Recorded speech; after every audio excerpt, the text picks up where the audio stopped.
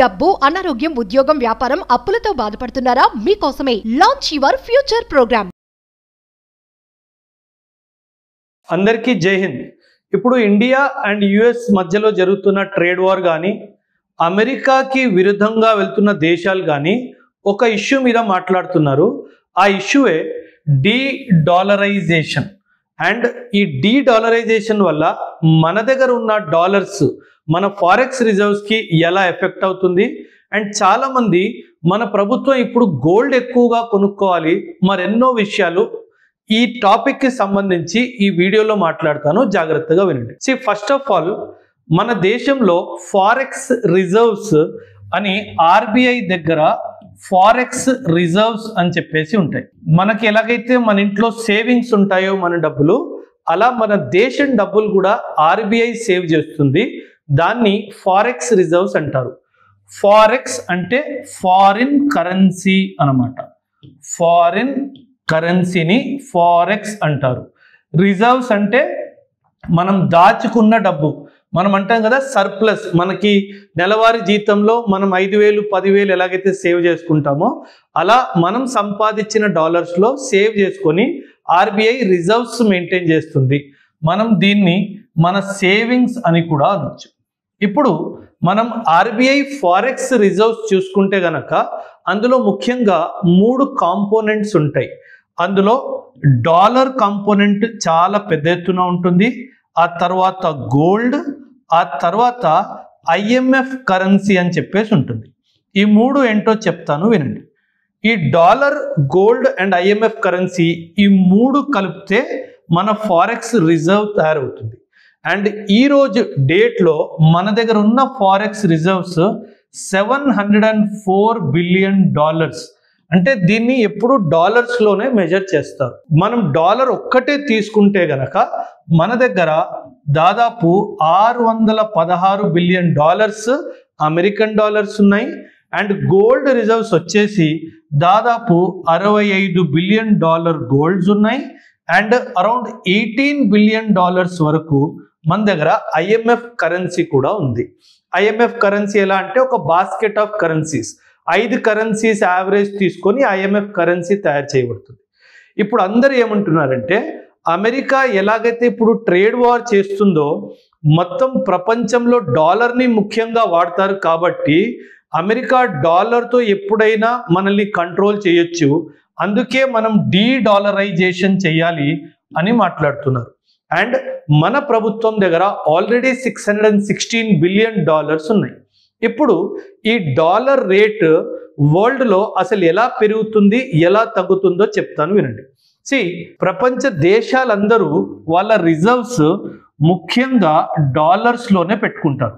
ఈ డాలర్స్లో ఎందుకు పెట్టుకుంటారంటే, dollar is considered to be the most stable currency అనమాట. సో అందుకే సాధారణంగా కంట్రీస్ అన్ని డాలర్స్లో పెట్టుకుంటాయి వాళ్ళ సేవింగ్స్. కానీ ఇప్పుడు జనాలు ఏమంటున్నారంటే, అన్ని కంట్రీస్ ఏమంటున్నాయంటే మేము గోల్డ్కి షిఫ్ట్ అవుతాము అని అంటున్నారు.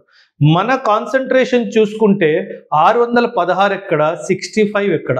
సో చాలామంది ఏమంటున్నారంటే ఈ డాలర్స్ని మనం డంప్ చేసి మనం గోల్డ్లో మన రిజర్వ్స్ని క్రియేట్ చేయాలి లేదా పెంచుకోవాలి అని చెప్తున్నారు. సో దీనివల్ల లాభం ఏంటి, దీనివల్ల నష్టం ఏంటి, మరెన్నో విషయాలు చెప్తాను, వినండి జాగ్రత్తగా. ఫస్ట్ ఆఫ్ ఆల్, ఈ రిజర్వ్స్ డాలర్స్లోనే ఉంటాయి, ఎందుకంటే dollar is a stable currency కాబట్టి.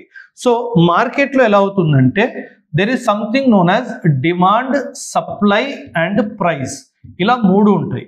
మనకి ఏ ప్రోడక్ట్ అయినా సరే మార్కెట్లో దానికి సప్లై ఎక్కువ ఉంది, డిమాండ్ ఎక్కువ ఉంది అంటే దాని ప్రైస్ కూడా ఎక్కువైనా ఉంటుంది, స్టేబుల్ అయినా ఉంటుంది. అదేవిధంగా సప్లై ఎక్కువ ఉండి డిమాండ్ తక్కువ ఉంటే దాని ధర పడిపోతుంది.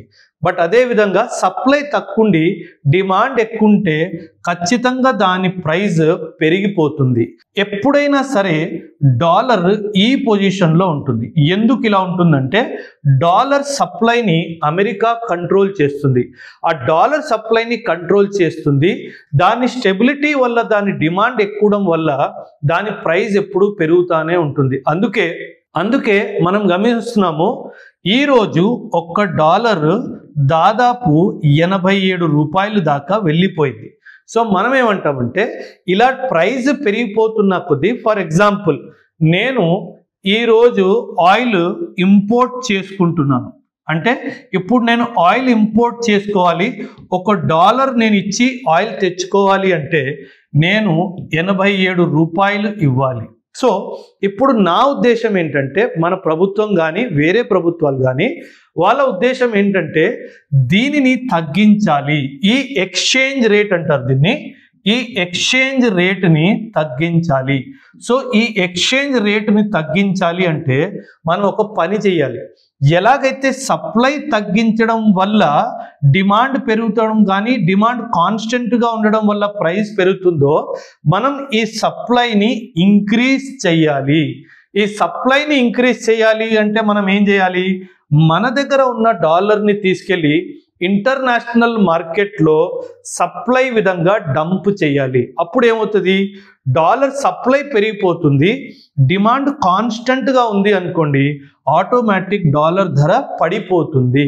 ఈ డాలర్ ఎక్స్చేంజ్ రేట్ పడిపోయింది అనుకోండి, ఇది మేబీ $1 = 70 రూపీస్ రావచ్చు, $1 = 75 రూపీస్ కూడా రావచ్చు. ఇలా కంపారిజన్లో ఎక్స్చేంజ్ రేట్ పడిపోతే మనం $1కి తక్కువ డబ్బులు ఇచ్చి మన ఇంపోర్ట్ బిల్ కాస్ట్ కూడా పడిపోతుంది. అండ్ మనం ఎందుకు చేయాలి ఇదంటే 2 కారణాలు. ఎందుకంటే మనం ఇంపోర్ట్ ఎకానమీ, మనం ఎక్కువ శాతం ఇంపోర్ట్ చేసుకుంటాం కాబట్టి మనకి ఇది తక్కువ ఉంటే మనకు మంచిది అన్నట్టుగా చాలా మంది అంటున్నారు.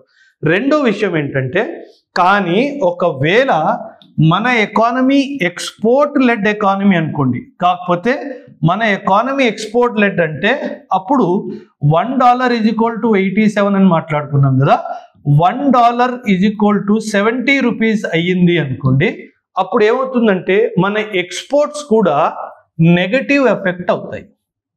ఎక్స్పోర్ట్స్ కూడా నెగటివ్ ఎఫెక్ట్ అవుతాయి. అందుకే మన ప్రభుత్వం ముందుగానే ఏం చేసిందంటే, నేను ఇప్పుడు చాలా ఎక్స్పోర్ట్స్లో నేను అసలు ఈ ఎక్స్చేంజ్ రేట్ గొడవ లేకుండా నేను రూపీలోనే ట్రేడ్ చేస్తాను అని చెప్పేసింది.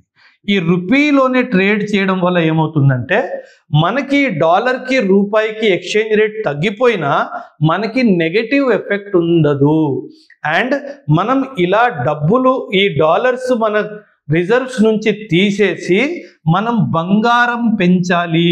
బంగారం పెంచితే దీనివల్ల కూడా నా కరెన్సీలో కూడా ఇంకా బలం వస్తుంది అని ఉద్దేశము చాలా మంది చెప్తున్నారు. అంటే ఎకానమిస్టులు ఏం చెప్తున్నారంటే, ఇంకా దీనిని తగ్గించేసి మనం దీన్ని పెంచాలి అని చెప్పేసి అంటున్నారు. సో ఇప్పుడు జనరలీ అమెరికా ఏం చేస్తుందంటే చాలా తెలివిగా అమెరికా చాలా గోల్డ్ని పర్చేస్ చేస్తుంది. అమెరికా చాలా గోల్డ్ని పర్చేస్ చేస్తుంది, కానీ దీన్ని అఫీషియల్గా డిక్లేర్ చెయ్యదు. ఎందుకు అఫీషియల్గా డిక్లేర్ చేయదంటే దానికి చాలా కారణాలు ఉన్నాయి. సో ఇప్పుడు ఏమవుతుందంటే కరెన్సీకి బలం, కరెన్సీకి స్ట్రెంగ్త్ గోల్డ్ హోల్డింగ్స్ నుంచి వస్తుంది. కరెన్సీకి స్ట్రెంగ్త్ ఎక్కడి నుంచి వస్తుంది, గోల్డ్ హోల్డింగ్స్ నుంచి వస్తుంది. అంటే మన రూపాయి విలువ మన దేశం దగ్గర ఎంత గోల్డ్ ఉందో దాని మీద కూడా చాలా శాతం వరకు డిపెండ్ అయి ఉంటుంది. సో మన దగ్గర గోల్డ్ పెరిగిందంటే మన రూపాయి బలం కూడా పెరుగుతుంది. కానీ అమెరికా ఏం చేస్తుందంటే ఎవ్వరికీ చెప్పకుండా సీక్రెట్గా గోల్డ్ని హోల్డ్ చేస్తూ ఉంటుంది.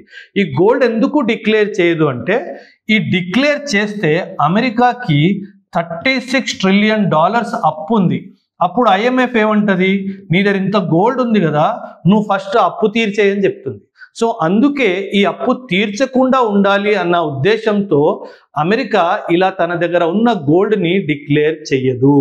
సో నా ఉద్దేశం ఏంటంటే, మనము ఖచ్చితంగా ఇంకా అమెరికా ఈ డాలర్ డిపెండెన్స్ని తగ్గించి మేబీ ఒక $100-200 బిలియన్ గోల్డ్ క్వాంటిటీని ఇంకా ఇంక్రీజ్ చేస్తే, ఒకవైపు ఇలా అమెరికన్ డాలర్ మార్కెట్లో వెళ్ళి సప్లై ఇంక్రీజ్ అయితే డాలర్ కూడా క్రాష్ అవుతుంది అండ్ మనకు కూడా గోల్డ్ వస్తుంది, అమెరికా కూడా బుద్ధి చెప్పినట్టు అవుతుంది అన్నది నా ఉద్దేశం.